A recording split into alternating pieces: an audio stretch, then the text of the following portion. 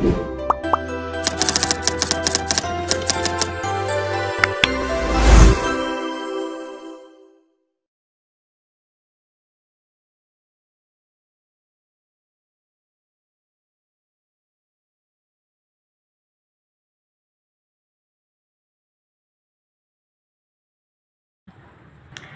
is news writing? What is news? News is all about information about current events and printed in newspaper or broadcast in media. What is formal writing? In formal writing, the writer uses a more objective approach, starting main points and then supporting those points with argument. Formal writing is less emotional style, so it is avoid things that exclamation mark and emojis. What is news writing? According to NMU Writing Center, journalism or news writing is a process style used for reporting in newspaper, radio, and television. Source and flight of campus news. Source and flight of campus news. One is radio. Radio only news broadcast, popular for quick updates and live reports. Number two is television. Television is a news is shown visually and verbally. Is often used as a source by newspapers and other media. Number three is a newspaper and magazine. Newspaper and magazine is a print or digital formats. It provides detailed and national and international news. Press release. Press release is official news from organizations. Written like a news article with fact and key info. Press notes. Press notes is a government issue, update, or policies and share inform to public clearly and officially. Handout. A handout is a summary sheets given during talks or lectures. Help explain topics in a simple and organized way. Press statement. Press statement is a public figure's official message to the media, often quoted or reported in news stories. Essential of news. Number one is the truth. Truth. Journalism is based on fact and truth, even if a quote is accurate. If it's misleading or false, it harms the audience. Example, don't just report. Mayor says crime is down. Verify it with actual data. Number two is clarity. Use clear and direct language. Avoid jargon and long, confusing sentences. Use the active voice and explain big number or complex ideas. Example, instead of the budget was increased by 300%, it says the city tripled its education budget from 10 million pesos to 30 million pesos. Number three is completeness. Completeness is include all the key fact and context. Go beyond what happened, explain why it matters or what's next. Don't leave out important info that could change how the story is understood. Example, if reporting a school closure, include the reason, the impact on student, and what alternatives are being offered. Compelling storytelling. Compelling storytelling is a grab attention from the first sentence. Make the story interesting and relevant. Use a strong quote and vivid details. Keep the story moving, no fluff. Example, start with the bell rang at San Isidro Elementary. Students didn't rush out to recess. They packed up for the last time. The school is closing after 50 years. Tight writing. Use fewer words to say more. Shorten sentences, clearer meaning. Cut out unnecessary adjective, adverbs, and filler. But don't remove important fact or analysis. Example, instead of the mayor airily angrily criticized the extremely poor condition of roads. Instead write, the mayor is lump the town's crumbling roads. Precision. Precision, choose exact word. Avoid vague verbs like do, get, or have. Be specific with numbers, names, and action. Example, instead of many students had problems during the event, write 12 students fainted due to heat during the 3-hour parade. Timeliness. Timeliness connect your story to current event or dates. Ask, why is this matter now? Use anniversaries, holidays, or recent development as time pegs. Example, a story about typhoon preparedness is timely in June, the start of the rainy season. Fairness, balance, and responsibility. Be ethical and respectful. Include multiple sides of the story that people respond to criticism. Fact check everything, even quotes from powerful people. Example, if a teacher is accused unfair grading, include the teacher's response to the school policy, not just the student complaint. Transparency and honesty. Be truthful and open with your audience. Always credit your sources. Don't copy or plagiarize. Avoid accepting gifts or favors that influence your reporting. Stay neutral and avoid conflict of interest. Example, if you quote a statistic from Rappler or GMA News, say, according to GMA News. Never pretend it's your own research. Real reporting. Go beyond press releases and second-hand info. Interview people, visit locations, observe events. Don't mind just summarize other journalists' work, do your own. Even if you're working from home, find a way to gather original fact. Example, instead of copying a report about a school event, talk to students, teachers, and organizers yourself. Ask questions, take notes, and write.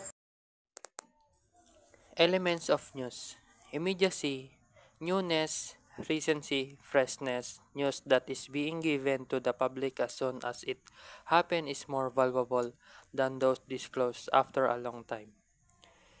The importance of immediacy or timeliness is to keep the audience updated and connected to what's happening now. Proximity. Value of news depreciates with distance. Look for news that interests people near you. The further you are from the place, the less interested you are about happening there. The importance of this proximity is the closer an event is, the more it affects people's daily lives. Consequence: how many people are affected by the news? The more people are affected, the bigger the news item. Oddity refers to any unusual or deviation from the normal. It is the rare events that break the routine and spark curiosity. Emotion: anything that appeals to our sense of pity, admiration, and hatred, an appeal to the emotion and not to the mind. It is important because it connects emotionally with people, making news relatable and memorable. Conflict: disagreement between man and fellow man, man nature, or man and himself.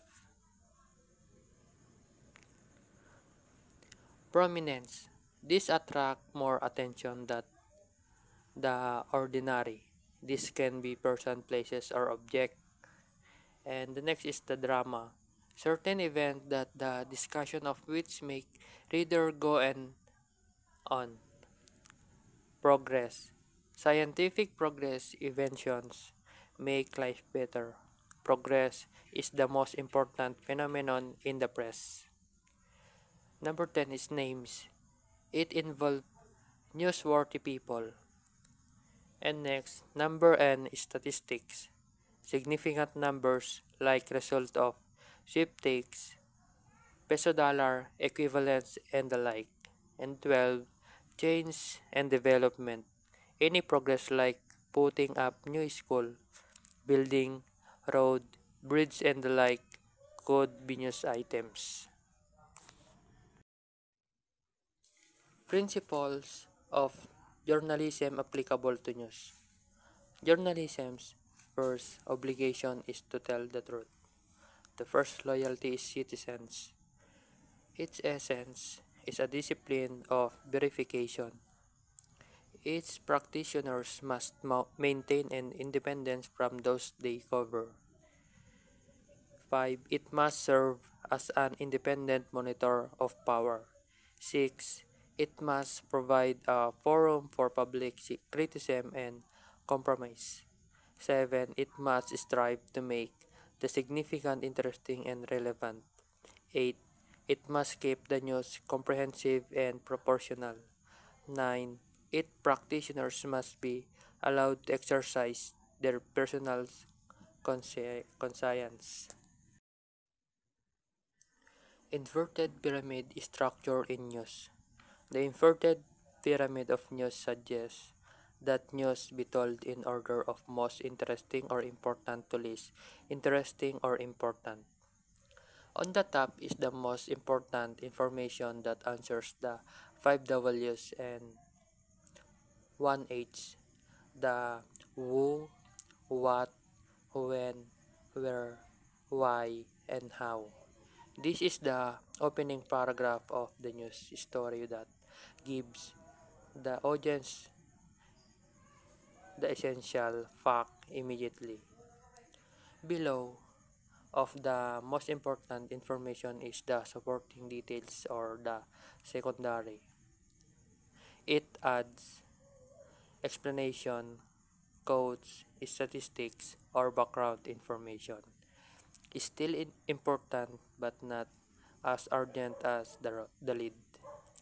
While the remaining three are we called minor details or the least important, includes extra information that can be cut if space is limited.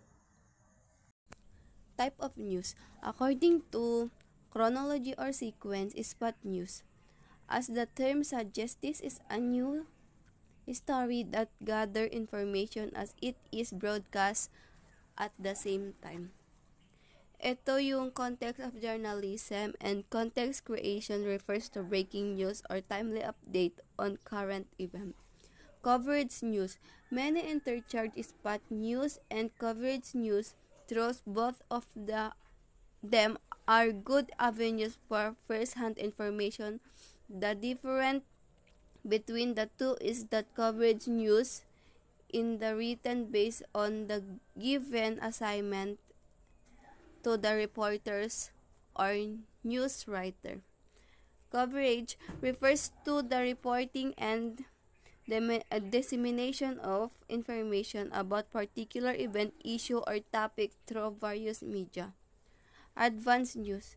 When a writer crafts news about an upcoming event, say meeting the advanced or running student leaders, change the opening of classes for next academic year, and an announcement of news informations to take effect semester, she actually write an advanced news.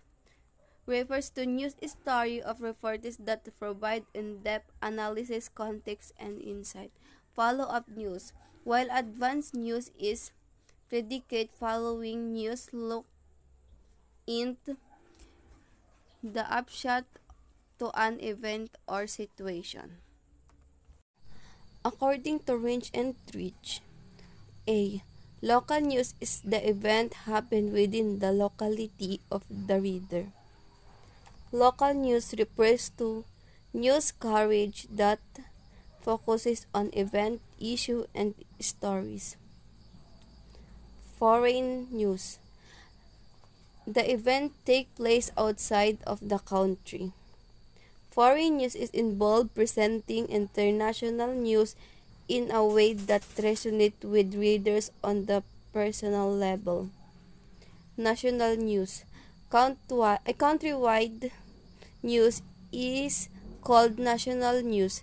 It is determined when the news impact the people of the certain country. Most national news news in published in the dailies. National news is involved presenting news stories in the way that resonate with readers. Dateline news, an out-of-town news story. This news is introduced by a dateline which states the place from which the story was reported, the date, and the source of the material of not written by the local staff. Number 3. According to construction, straight news. The data are presented in direct.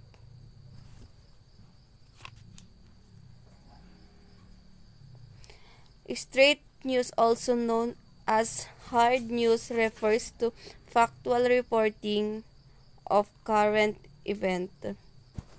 News features. The data are presented indirectly through the use of novelty lead, single feature, or one incident story. It may be an account of a speech, an interview, an election that deals with an isolated event, the several feature, multiple angle, or composite story. In the composite story, two or more divergent aspects of a news topic are drawn together for the sake of space and coherence. Fact story. This is plain exposition of a simple situation of a series of closely related kind of news. Fact story is the context of journalism, and storytelling refers to a narrative that is grounded in verifiable evidence. D. Action story. This is narrative involving not merely simple fact but dramatic action, incident, description of person, perhaps testimonies of witness, as well explanatory data, quote story, end of the man interview are to great extent similar. Source and citation in news writing. In journalism, a source is a person, publication of or knowledge that record or document that gives timely information. What is a source and citation? A source is in a citation refers to the specific piece of information or work that you have referred or used in your research. This can include books, articles, website, videos, interviews, and more.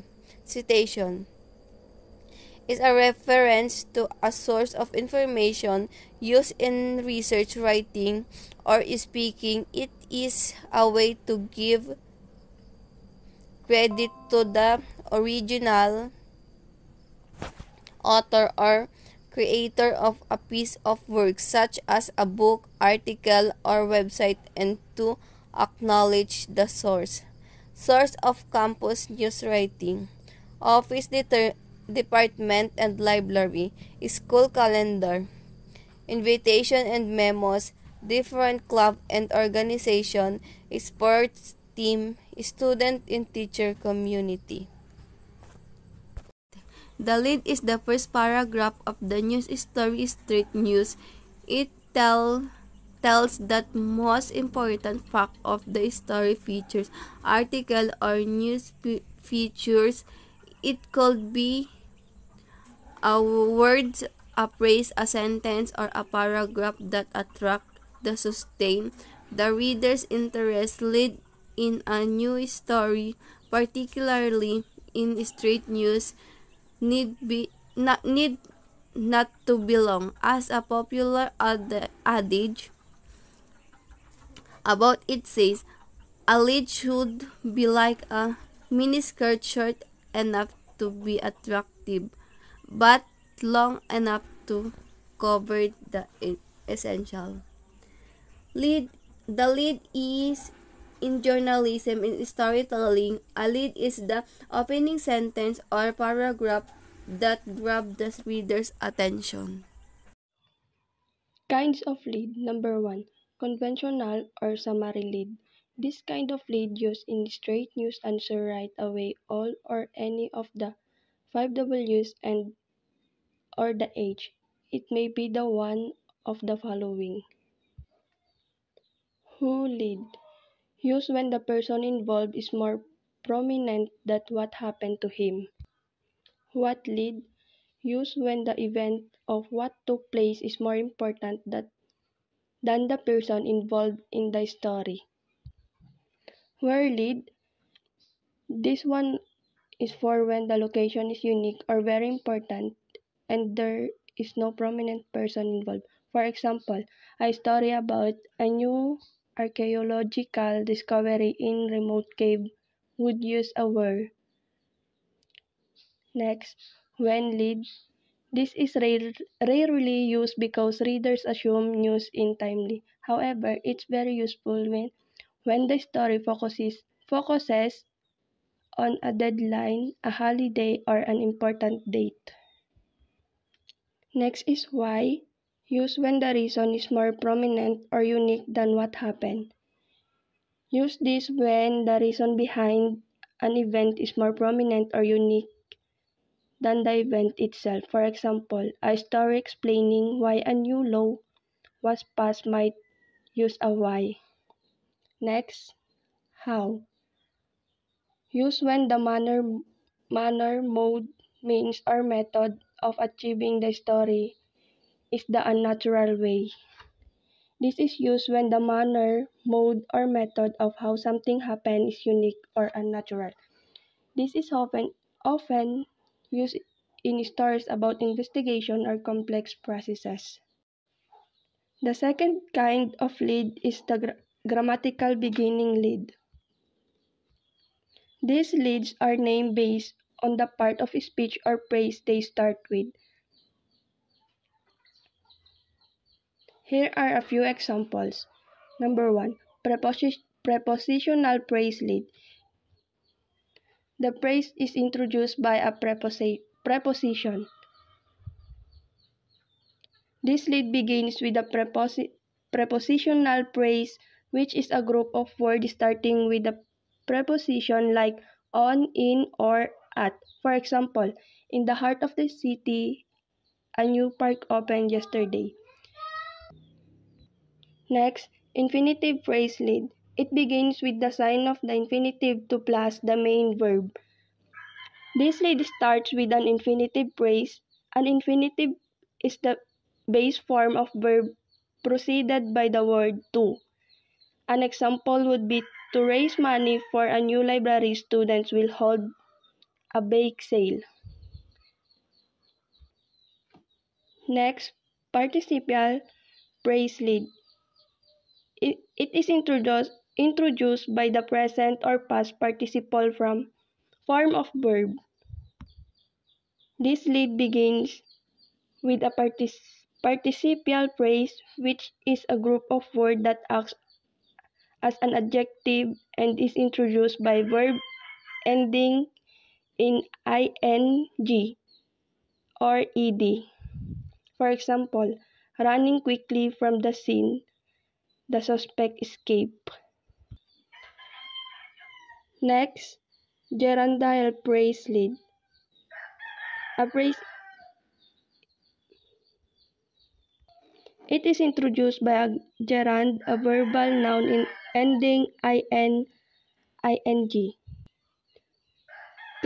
Closed lid. The lid begins with a clause which may either be independent or subordinate or may either be a noun or an adjectival or adverbial clause.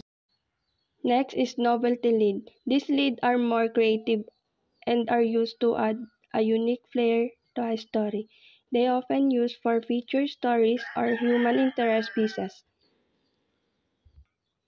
Some examples of this novelty lead are astonishing lead, use interjection or an exclamatory sentences. For example, wow, what a great game it was yesterday. Next, contrast lead. Describe two extreme or opposite for emphasis. The sharper the contrast, the more effective the lead will be. For example, a boy who had never walked a day in his life just won a gold medal in a running race. Number 3, epigram lead. Open by quoting a common expression, verse, or epigram, at least familiar in the locality. Next, picture lead. Describe a person, a place, or an event, at the same time creating a mental picture of the subject matter in the mind of the reader.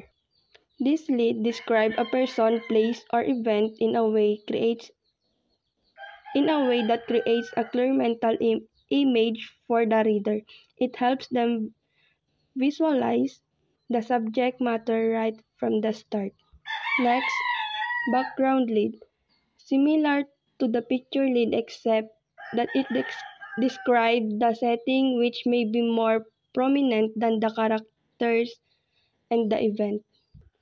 This is similar to the picture lead but it focuses on describing the settings, which is more prominent than the characters or events in the story. It often used when the location itself is the most interesting part of the story. Writing the actual news article. Number 1. Headline. This is the most crucial part. It should be a concise, attention-grabbing summary of the article main point. Next, dateline. This tells the readers where and when the story was reported. Example, London, UK, August 19, 2025. Lead paragraph. The first paragraph is the most important part of the body. It should answer the 5 Ws and H immediately. Who, what, when, where, why, and how. Number 4. Body paragraphs. This paragraph expands on the information in the lead, providing more detailed context and supporting evidence. Number 5. Concluding paragraph. This paragraph wraps up the article. It can summarize the key points or look forward to what might happen next. Conclusion. News is that part of communication that keeps us informed of the changing event, issues, and characters in the world outside. Though it may be interesting or even entertaining, the foremost value of news is as a utility to empower the informed. The purpose of journalism is thus to provide citizens with the information they need to make the best possible decision about their lives, their communities, their societies, and their governments.